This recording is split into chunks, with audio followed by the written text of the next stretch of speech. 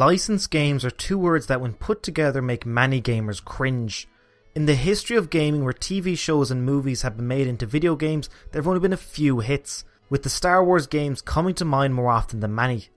Most games based on TV shows are often amusing for a few hours at best, but lose their charm quickly.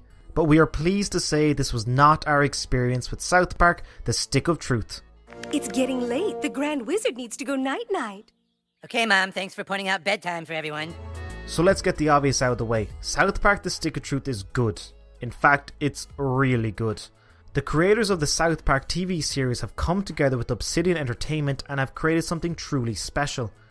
Trey Parker and Matt Stone are on the project from start to finish, looking over the shoulder of the game creators, tweaking here, writing there, and just generally getting into designers' personal space to make sure that what they created was nothing short of quality. Dude, that was pretty lame. Try it again, dude. The story in South Park: The Stick of Truth is a simple one. You play the new kid in town and can customize your character any way you like. You have no dialogue options, and as the new kid you don't talk, which in turn makes you the brunt of some of the jokes from the other characters. Having just moved to South Park, you're introduced to your parents, who are happily enjoying their new home. Once they realise their mute child has no friends to speak of, they tell you to leave the house and make friends immediately. The first of these friends you run into is Butters, who is getting beaten up by a neighbourhood kid. After a quick rescue, Butters introduces you to Cartman, who invites you to play with the local live-action role-playing group, the Knights of Koopa Keep, or KKK for short. He then shows you the Stick of Truth. Whoever holds the Stick of Truth controls the universe and can make or break any rules in the kid's live-action role-playing game. Naturally, this means that the Elven faction of the game steals the stick, and as a result, the player must do everything in their power to get it back. The story doesn't stop there though, as the Stick of Truth quickly escalates to a full-on government conspiracy involving aliens, Taco Bell, and fart throwing. Yes, we're serious.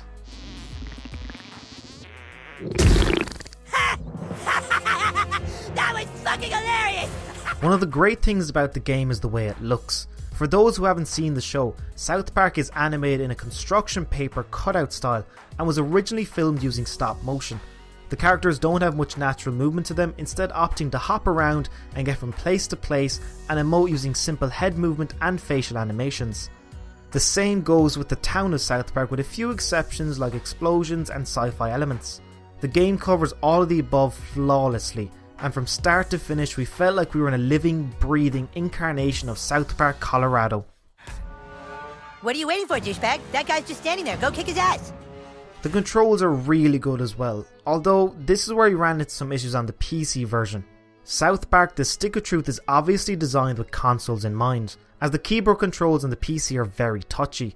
For this review we played it on PC, and at the start of the game we discovered that the keyboard controls made combat almost unplayable at times. However, after plugging in an Xbox 360 gamepad to the computer and trying again, all of the problems went away and it was smooth sailing. It is highly recommended that if you're going to play this on PC, you use a gamepad, preferably a 360 gamepad, as the game is programmed with that in mind.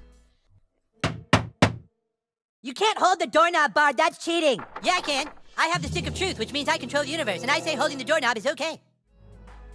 The way the game plays is very simple.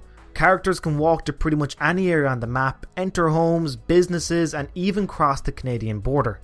Player inventory is accessed via a smartphone, which links them to a character sheet designed to look like a Facebook profile. The more friends players make in South Park, the more abilities and summons can be unlocked. Inventory lets you change up your armor, ranged and melee weapons, stickers which augment weapons, as well as junk and potions. The menus are very well organised and easy to navigate. Move along. Well, gee whiz, I hope I level up. Combat works in a similar fashion to the Pokemon or classic Final Fantasy games. It's turn-based, which means you don't have to rush into a strategy. Instead, players can take their time and work out a plan of attack. Players will have melee, ranged, special attacks, summons, and one party member at their disposal to handle combat, as well as snacks and drinks which act as potions, and water balloons which act as enemy debuffs. The combat is implemented very well in the game and works perfectly. The game sounds excellent, and in fact is one of the places that South Park The Stick of Truth really shines.